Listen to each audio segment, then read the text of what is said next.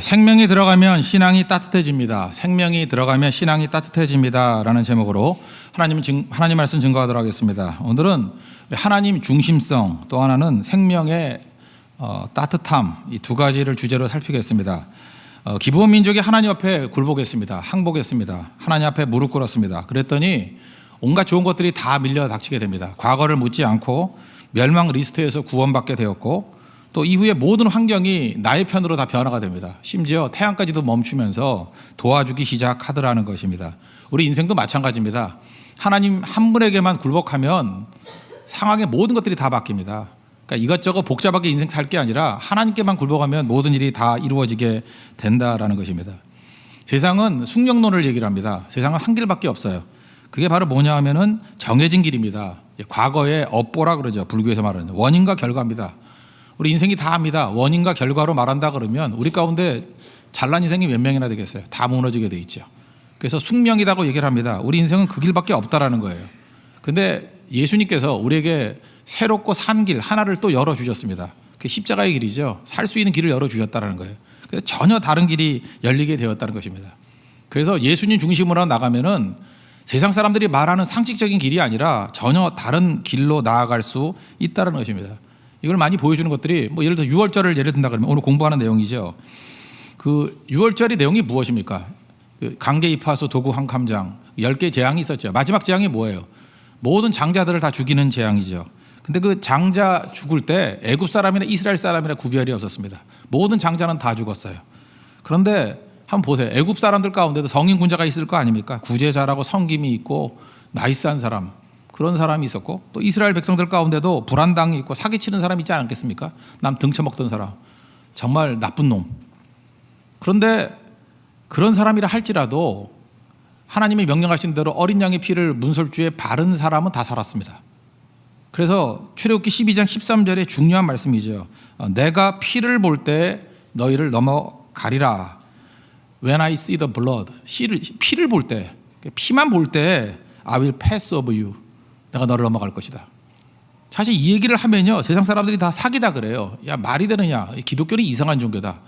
야, 이렇게 깨끗하고 성김 잘하고 겸손하고 그런 사람이 죽고 저런 말도 안 되는 죄인이 살아난다는 게 말이 되느냐? 이렇게 얘기를 해요. 이거는 모순이다. 예, 맞습니다. 모순이에요. 그런데 이 모순적인 메시지를 우리 힘있게 증거해야 된다는 거예요. 이유는 뭐예요? 기준이 도덕이 아니었다라는 거예요. 살아날 수 있는 유일한 길은 어린 양의 피가 발라져 있느냐 아닌가, 그게 기준이라는 것입니다. 그래서 여러분들 세상 사람들이 말하는 얘기 따라가다간 다 속습니다. 하나님이 보시는 기준을 봐야 된다는 거예요. 하나님이 보시는 기준은 피가 있느냐 없느냐 그거 본다라는 것입니다. 그래서 복음이에요. 세상 사람들의 모든 길들은 숙명의 길이거든요. 숙명의 길이 뭐예요? 인과응보라니까요. 착하게 산 사람들은 잘 돼야 되고 악하게 사는 사람은 망해야 된다니까요. 이제 그게 세상의 길인데 우리 가운데 거기서 구원받을 수 있는 사람이 누가 있겠냐고요. 그래서 하나님께서 새로운 길을 열어주셨는데 그게 어린 양의 피라는 길이라는 거예요. 예수님의 십자가라는 길이라는 거예요. 그래서 그 십자가의 길을 믿고 의지하면 살 수 있다는 것입니다. 그게 새롭고 산 길이잖아요. 고린도전서 1장 18절에서 이렇게 얘기합니다. 십자가의 도가 멸망하는 자들에게는 미련한 것이요. 이게 되게 미련해 보여요. 예수 안 믿는 사람들은 미련해 보여요. 말도 안 되는 것 같이 보이고 몰상식해 보이고, 그러나 구원을 받는 우리에게는 하나님의 능력이 됨이라. 여러분 지금 이 기브온의 구원 얘기를 들을 때 마음이 약간 좀 불편하시죠? 우린 잠깐만 그 생각이 든다니까요. 속였잖아. 여러분 아직도 잔상이 안 사라졌죠? 사기쳤잖아. 야곱에 대해서도 마찬가지예요. 속였잖아. 사기쳤잖아. 근데 어떻게 구원받아? 우리는 질기게 그런 그 행위 구원에 관한 그 뿌리 깊은 믿음이 있어요. 그래서 기브온 이 사건도 납득이 잘 안 돼. 갸우뚱하고 이해가 잘 안 되는 거예요. 야곱이 왜 에서보다 나은지 이해가 안 되는 거예요. 기준이 무엇입니까? 그러니까 하나님 바라봤다는 거예요. 피 바라봤다는 거예요. 하나님께 무릎 꿇었다는 것입니다. 그거 하나가 결정적인 차이인데 우리는 그거를 인정 못하고 넘어가더라는 것입니다. 여러분 오늘도 인생 바뀌는 방법이 딱 한 가지 있습니다.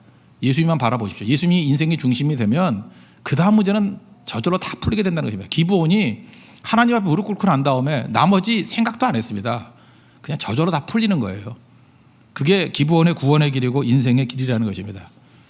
제 아는 그 목사님인데 친구는 아니고 저보다 약간 후배입니다. 후배인데 미국 이민교회에 한 700명쯤 되는 교회에 이제 부임을 하러 간다 그럽니다. 그 이민교회 700명이 굉장히 큰 교회입니다. 말만 해도 아는 유명한 교회입니다. 근데 많은 사람들이 그 교회 가는 거를 말렸어요. 말린 이유가 뭐냐 하면 그 교회에는 유명한 평신도들이 많습니다. 그러니까 유명한 평신도들이 많다는 얘기는 뭐냐, 무지하게 싸운 교회라는 거예요. 이제 독한 장로님들 뭐 이렇게 많고 거친 집사님들 많고 또 사회적인 저명 인사도 많아요. 그래서 이름만 대도 알 수 있는 사람들이 몇몇 됩니다. 그러다 보니까 다 자아가 강해가지고 엄청나게 다툼이 있는 교회예요. 그러니까 사랑하는 사람들은 가지 말라 그러는 것 같아요. 주변에 뭐 저는 말하지 않았는데 주변 분들이 다 말리더라고요. 거기 왜 가느냐, 그죠? 이게 전도 유명한 목사가 딴 데 가서 소모전하지 말고 사역 열심히 할 수 있는 데 가서 하면 될 건데 거기 왜 가려 그러느냐, 뭐 그런 분위기였습니다. 근데 어떤 한 분이 그런 얘기를 하더라고요. 거기 부임했다 그러니까 어떻게 700명의 비위를 맞추려고 거기를 가라 그러냐, 그렇게 얘기하더라고요. 700명이 다 각각 개성이 있어가지고 다 한마디씩 하는 교회예요. 700명의 비위를 어떻게 맞추려고 가려 그러느냐. 근데 그 자리에서 그 목사님이 그렇게 말씀하시더라고요. 나는 700명 비위 맞출 생각 없다고. 나는 한 분 예수님만 바라보고 목회하고 예수님만 기쁘게 하는 목회할 것이다. 저는 참 보기 좋았습니다. 몇 년 지나고 나니까 정말로 평화가 임하게 됐고 그게 부흥하게 됐습니다. 예배 중심적인 교회, 전도하는 교회, 기도하는 교회.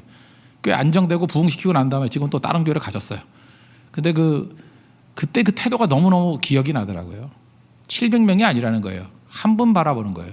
예수님 기쁘게 하는 사역, 그게 중요하다는 것입니다.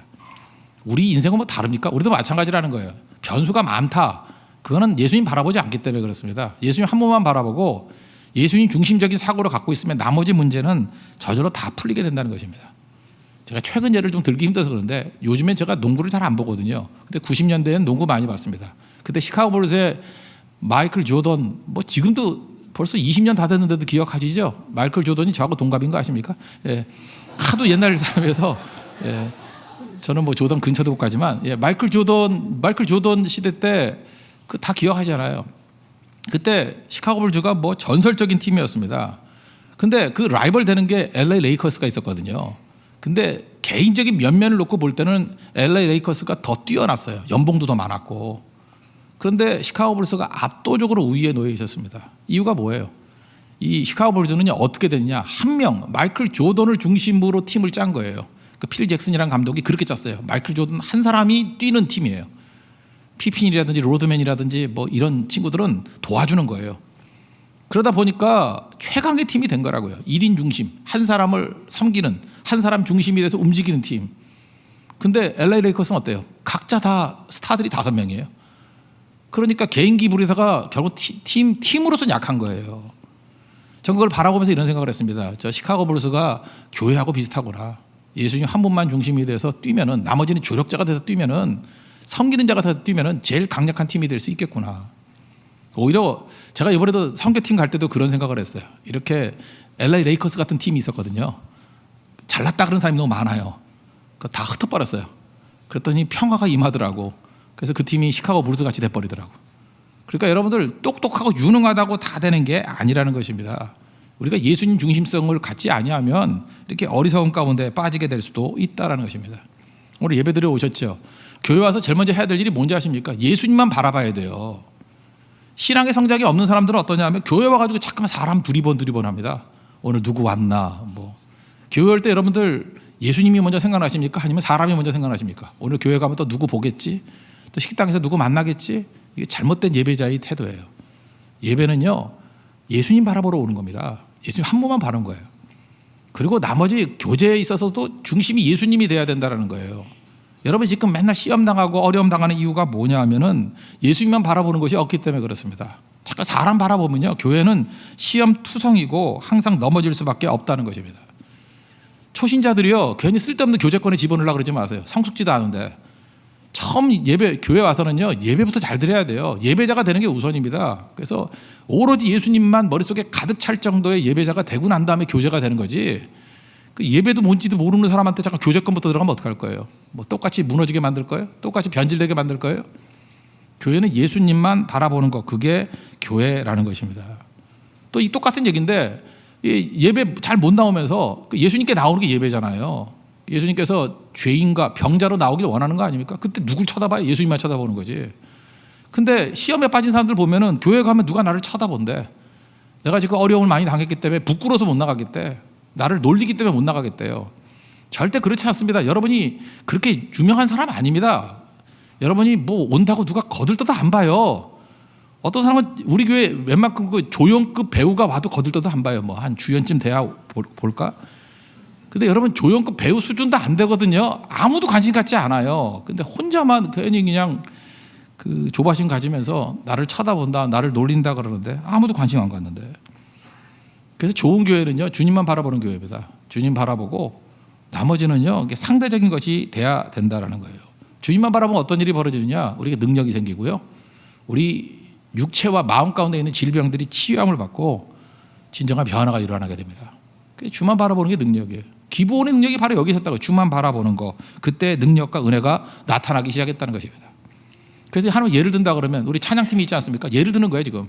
찬양이나 뭐 성가대도 마찬가지예요. 약간은 잘해야 돼요. 왜 잘해야 되느냐 하면은 너무 못하면요 자꾸만 신경이 쓰여요. 저 누가 못하나 쳐다보게 된다고. 그거는 문제가 있는 거예요. 그죠?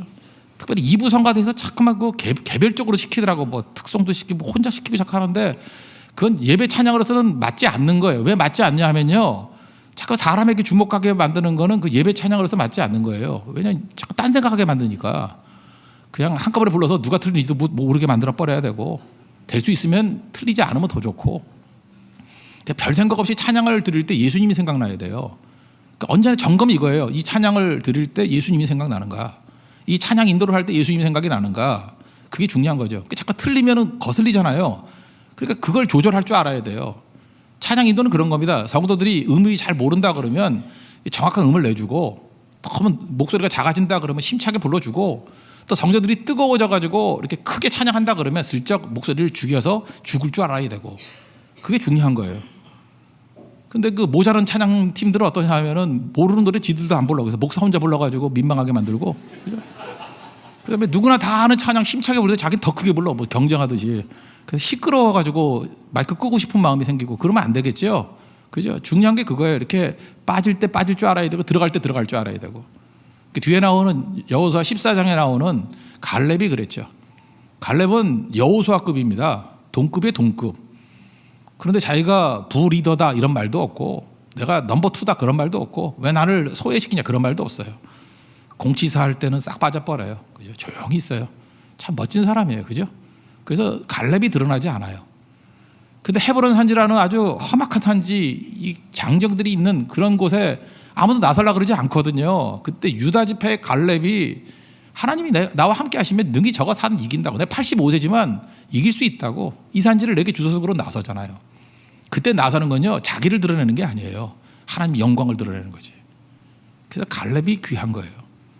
여러분 갈렙같이 사역하면요 부작용이 없습니다. 하나님께서 갈렙을 참 귀하게 여기신다는 거예요. 이게 하나님 앞에 쓰임받는 모습이라는 것입니다. 그러니까 뭐예요? 하나님만 바라보게, 예수님만 바라보게 만드는 사역. 그게 갈렙 사역이에요. 우리 인생도 그런 사역이 돼야 된다는 것입니다. 예수님만 바라보면 어떤 일이 벌어지냐? 이제 다스릴 수 있는 능력이 생겨요. 다스린다.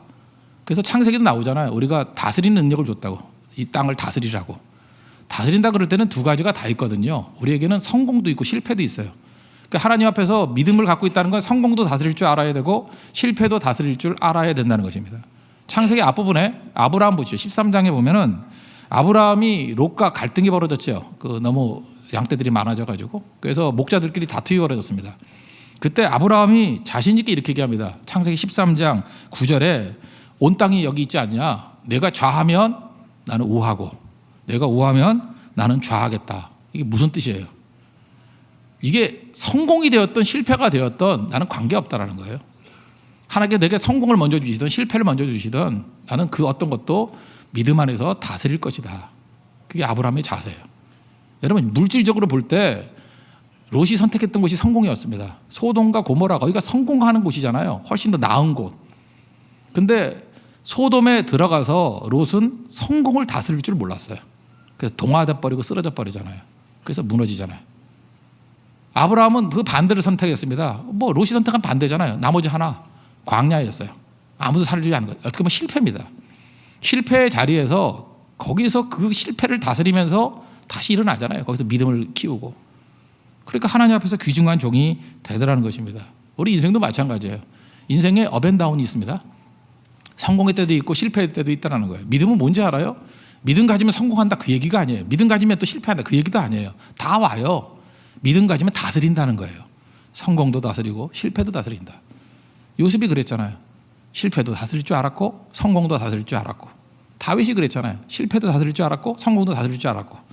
되게 하나님께서 크게 쓰시는 사람은 그 실패부터 먼저 다스리는 법을 배우더라고요. 그래서 철저히 배울 때 성공도 다스리는 거예요. 또 반대인 경우도 있습니다. 성공을 다스리고 실패를 다스리고. 그거는 에스더 같은 케이스죠. 왕비 되게 만들고 난 다음에 성공도 다스리니까 그 다음에 하만의 위기, 실패도 다스리게 만드는 거. 사람마다 틀려요.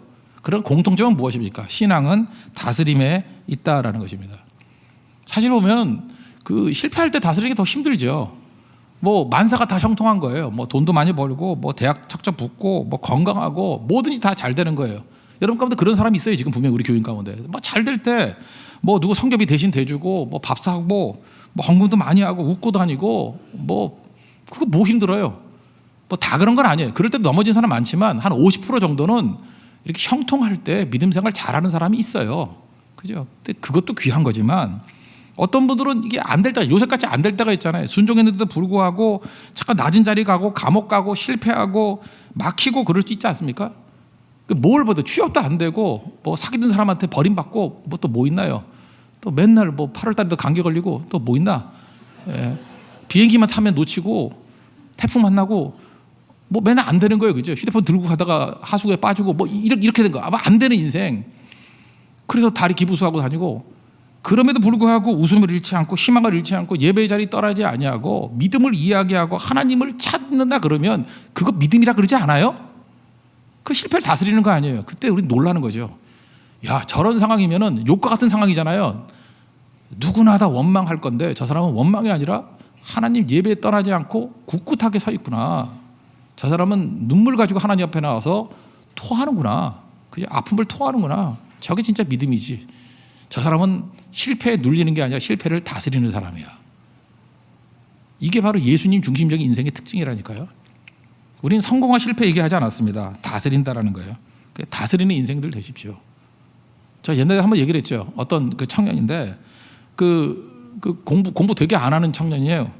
근데 뭐 선교 맨날 갈라 그래요. 뭐 성경하니까 교회에서는 나쁜 건 아니죠. 신앙이 좋다 그러는데 아버지 입장에서는, 아버지도 중지차지만 기분이 되게 나쁜 거예요. 이 녀석이 공부는 안 하고 맨날 성교만 간다고 이러니까 이제 아버지가 좀 반대하는 거예요. 이제 이럴 때 꼭 이제 목사한테 와서 질문을 한다는 거예요. 머리 아프게. 그죠? 목사님, 성교를 가는 게 하나님의 뜻입니까? 안 가는 게 하나님의 뜻입니까? 그거 어떻게 그런 질문을 해요? 가고 안 가고, 그러면 정답만을 말한다 그러면 뭐라 해야 돼요? 가는 게 하나님의 뜻이고 안 가는 게 하나님의 뜻이 아니다. 이렇게 말하길 원하는 거지, 자기는. 근데 저는 그렇게 대답했어요. 가는 것도 하나님의 뜻이고 안 가는 것도 하나님의 뜻이다. 네가 볼 때 뭐가 돼 있냐? 성경하는 게 하나님의 기쁨이고, 또 하나 성경 말씀에 보면 부모에게 순종하는 게 또 하나님의 뜻이다. 네가 지금 부모님이 왜 아버지가 가지 말라 그러는지 알지? 너 되게 불성실해서 그래. 네가 할 일 못하기 때문에 그래. 그렇다 그러면 속이지 말고 문제가 생겼을 때는 정면 돌파하는 게 제일 중요하다. 솔직하게 얘기해라. 아버지한테 가가지고 성교 가고 싶습니다. 근데 내가 해놓은 게 없습니다.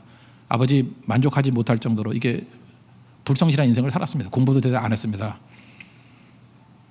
근데 이번에 꼭 가고 싶습니다. 돌아와서 열심히 공부하겠습니다. 보내주시면 가고 안 보내주시면 안 가겠습니다. 이렇게 얘기했더니 그 아버지도 믿는 사람인데 안 보내주겠어요? 예, 안 보내줬어요. 예, 안 보내줬다. 저는 그때 못 가고, 그죠? 그때 못 가고 그때 믿음으로 반응하는 거 굉장히 중요한 그 훈련이라고 생각해요. 그리고 그 다음부터는 또 잘 가더라고요. 감당하게 돼서. 하나님의 뜻이 뭐예요? 보내줄 때도 하나님의 뜻이고요. 안 갔을 때도 하나님의 뜻이에요. 여러분 지금 이게 좌냐 우냐가 하나님의 뜻이라고 물으면 안 돼요. 아브라함과 같이 좌가 되었든 우가 되었든 다스리는 게 하나님의 뜻이에요. 다스릴 줄 알아야죠. 그러니까 외골수로 나가서는 안 된다는 것입니다. 하나님께서는 우리에게 어떤 상황이 온다 할지라도 다스리는 능력을 주셨다는 것입니다. 그러니까 예수님 중심성, 이게 중요하다는 거예요. 오늘 15절도 보니까 길갈에 돌아왔다 그러잖아요. 길갈이 어떤 곳이에요? 요단강 건너고 난 다음에 돌 세워놓고 그 우리 수치가 굴러갔다 그러는 게, 굴렀네 나의 모든 죄가 굴렀네. 옛날에 노래 많이 불렀는데 그 길갈이거든요. 그리고 거기서 할례를 행했어요. 길갈에서. 그리고 모든 백성이 돌아와 가지고 유월절을 행했어요.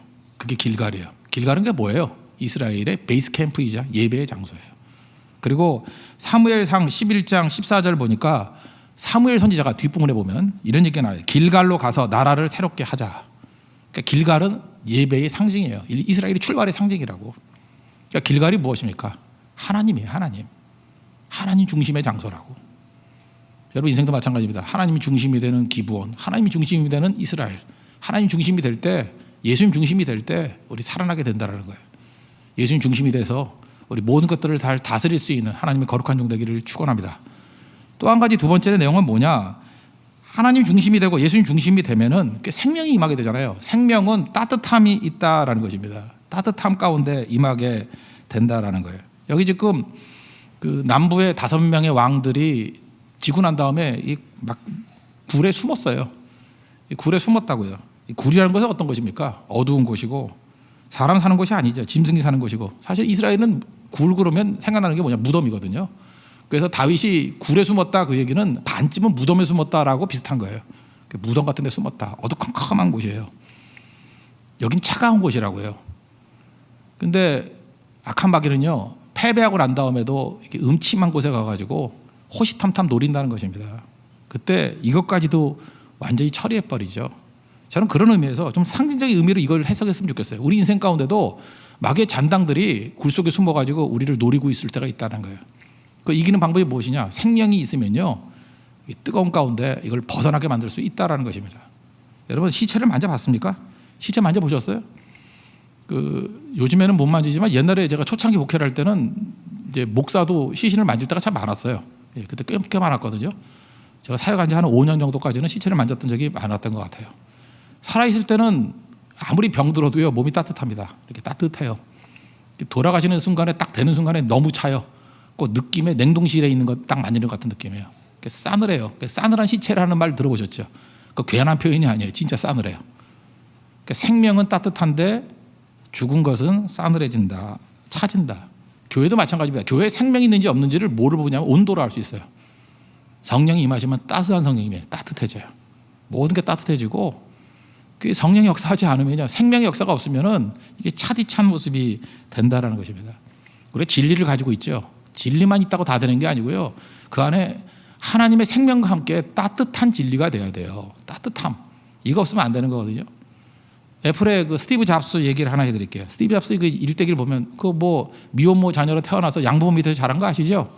그 양부모님과 함께 예배를 갔답니다. 그 동네 예배. 13살이라고 기억이 나는데, 이게 똑똑한 친구니까 가가지고 목사님하고 예배 끝나고 난 다음에 대화를 나눌 때 이렇게 얘기했다는 거예요. 하나님께서 이 스티브 잡스의 사상에 굉장히 큰 영향을 미친 거는요, 데이비 휴무 사상이에요.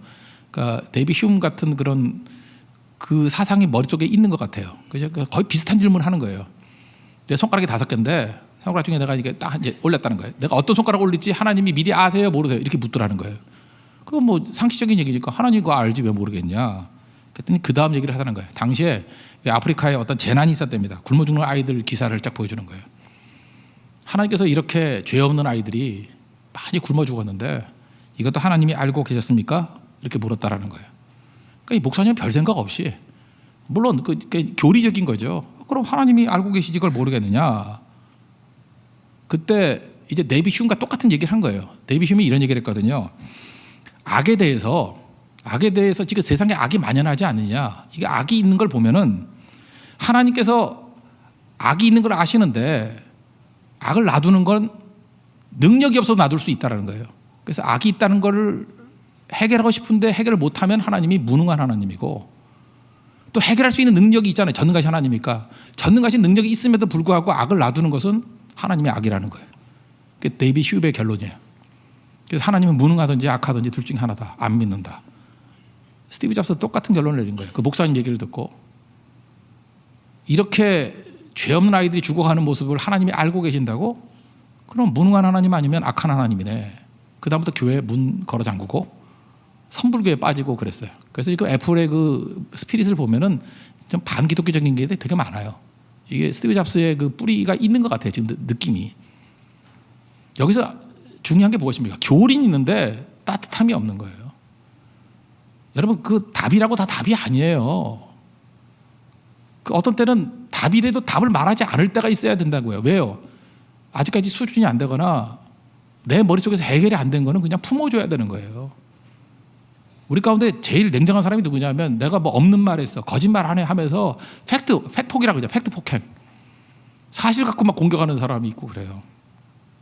우리 집에 이제 애가 둘이 있는데 둘 중에 하나 애가 어렸을 때 그랬어요. 어렸을 때. 내 기억에 초등학교 1학년쯤 되는 것 같아요. 갑자기 제품이 안겨서 뭐라 그러냐면은 아빠 왜 난 이렇게 못생겼어 그러더라고요. 내가 얼마나 마음이 아픈지, 그죠? 이렇게 나는 못생겼어 그러더라고.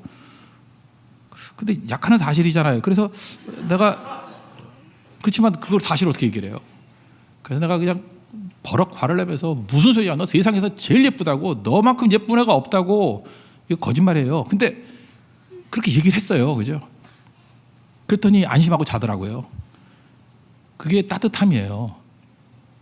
그때 사실을 쭉 얘기하면 되고 너는 100명 중에 99등이야 이렇게 얘기하면 안 돼요. 그죠? 물론 그 정도는 아니에요. 되게 예뻐요. 그거보다는 훨씬 예쁜데, 그러니까 따뜻함이 없는 진리를 외치는 거는 다 문제가 되네요. 바리새인의 문제가 뭐예요? 바리새인은 따뜻함이 없는 거예요. 그냥 팩트를 나열하는 거예요. 다 무너지는 거죠. 생명의 역사가 있을 때는요, 따뜻함이 있는 거예요. 현장에서 가늠하다 잡힌 여인을 보십시오. 이 사람들이 팩트 폭행하기를 원했거든요. 이게 율법에 나오거든요. 가늠하다 잡힌 사람 돌로 쳐 죽이려잖아요. 어떻게 할까요? 근데 예수님은 사실을 갖고 얘기 안 하잖아요. 예수님 사랑이 있는 분 아닙니까? 그래서 어떻게 하면 얘를 살리고 기회를 줄 수 있을까? 그게 사랑 아니에요? 그러니까 너희 중에 죄 없는 자가 돌로 치라. 그건 사랑하는 사람에게는요, 그런 아이디어가 떠올라요. 그런 대답할 말이 생각난다고. 그게 기독교예요. 여러분 잊지 말고, 따뜻함이 사라진 모든 정답은요, 사람을 죽이는 것이 된다라는 것입니다. 그러니까 이게 중요한 거예요. 우리 교회 안에서 보면요, 말 함부로 하는 아줌마들 있죠. 막 수다쟁이들 막 떠들고, 그래서 정말 엄청나게 교회를 떠났어요. 그 말 때문에. 그리고 상처 입고 막 퍽퍽 쓰러지고 그냥 아무나 쳐내놓고 노처녀 막 이러고 막 이런 별 사람 다 있어요. 그냥 나 미치겠어요 진짜. 그죠? 그래서 우리 몇 사람이 모여가지고 한번 의논을 해봤어요. 저분이 믿음이 있는 거냐 없는 거냐, 믿음이 있는 거냐 없는 거냐. 근데 믿음이 있어요. 뭐 예배 시간에 눈물도 흘리고 뭐 은혜 받고 그래요. 그러니까 믿음이 있다고 결론을 내렸어요. 그런 것 같아요. 믿음이 있는 것 같아요. 예수님에 대한 십자가의 믿음이 분명히 있어요. 근데 왜 저러고 사느냐? 몰라서 그래요. 지식이 없어서. 그래서 전략을 바꿨어야 가르쳐줘야 되겠구나. 몰라서 저러는 거구나. 자기 말이 얼마나 악영향을 미치는지, 그게 교회를 파괴하는 건지 몰라서 그러는구나. 자꾸만 얘기해 줬어요. 얘기해 줬더니 뭐 성교 가서도 그렇고 교회에서도 그렇고 이제 말 함부로 안 하는 분들이 많아지기 시작했어요. 이제 절제하기 시작해요. 나서고 싶은데도 나서지 않고 참는 모습을 보게 되더라고. 그러니까 본인도 힘들죠. 근데 듣는 사람도 힘들었어요. 그러면서 변화가 되는 거예요. 그게 교회라는 것입니다. 그래서 하고 싶은 거 다 하는 거 아니에요. 이렇게 다듬어가는 모습들이 꼭 있어야 된다라는 것입니다. 하나님께서 이렇게 말을 해도 다듬어지지 않으면요, 그 환경을 통해서 다듬어가더라고. 야곱이 사기치는 인생 아니었어요? 하나님께서 그 사기치는 거 고치려고 어떻게 해요? 야곱보다 더 야곱 같은 삼촌 라반의 집에 보내죠. 그래서 10번이나 등쳐먹게 만들잖아. 10배 변역하게 만들고. 그래서 삼촌 라반을 보면서 야곱이 뭘 생각을 해요? 자기 모습을 보게 되는 거라고. 이야, 내가 저렇게 딴 사람에게 상처를 주는 인생이었구나. 피눈물 나는 거죠. 그래서 끊는 거죠. 이게 냉정하고 이렇게 깍쟁이 같은 여자애들은요, 꼭 그보다 더한 시어머니 만나더라고. 그래서 자기 모습을 발견해요. 와, 내가 저랬구나. 꼭 그렇게 됩니다. 그러니까 잊지 마시고 착하게 사세요. 착하게. 되게 중요한 거라고요. 하나님께서 이렇게 다듬어가는 부분이 있더라는 것입니다. 중요한 건 뭐예요? 따뜻함이 없이 하는 모든 것들은 다 전달이 안 되고 문제가 된다는 거예요. 생명이 우리 가운데 임하게 되면 온도로 말할 수 있다는 것입니다. 어떤 목사님 얘기인데 이 얘기 꼭 해주고 싶어요. 어떤 집회를 갔는데 귀신 들린 자매가 왔더래요. 집회 가면 귀신 들린 사람이 또 모여들어요. 교회도 부흥할 때 보면 귀신 들린 사람, 뭐 이상한 사람, 마음이 상한 사람이 아니라 마음 이상한 사람들이 많이 와요. 이렇게 많이 오는데 그렇게 기도를 했더니 안 나가더래요. 아무리 기도해도 안 나가더래요. 뭐 예수 이름으로 나가라 안 나가고, 뭐 소리 질러도 안 나가고, 나사렛이 빠졌구나, 나사렛 예수 그리스도 이름으로 나가라 그래도 안 나가고, 안 나가더래요. 안 나가니까 어떻게 해요 그거? 민망하죠. 근데 본인 지친 거예요. 서로 상태가 너무 나빠지니까. 그래서 이렇게 기도했대요. 뭐 자포자기 하면서 따라하라고. 하나님이 나를 사랑하신다. 근데 그 말을 못 하더래요. 그래서 다그치면서 얘기했대요. 힘들어도 꼭 해라고. 하나님이 나를 사랑하신다. 그랬더니 그 귀신 들린 아이가 억지로 따라하더래요. 하나님이 나를 사랑하신다. 그 반복 한 5번 시켰대요. 그리고 하나님 감사합니다. 하나님 감사합니다. 그리고 돌려보냈대요. 근데 놀라운 일이 벌어졌어요. 그 자리에서는 아닌데 그 다음날 집에서 귀신이 나가버렸대요. 따뜻함을 통해서 변화된 거죠.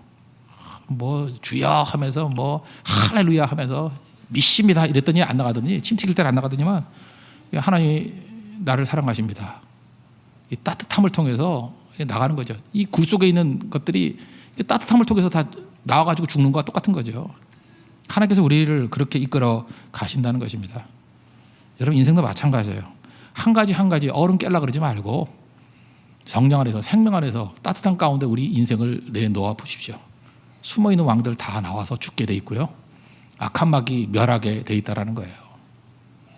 그리고 언제나 빛 가운데 거하십시오. 그럼 언제나 승리하게 된다는 것입니다. 오늘 이 기부원 민족에 대한 이제 뒷얘기들이었거든요. 중심성, 예수님 중심적으로 살아가십시오. 그럼 다 다스릴 수 있고요.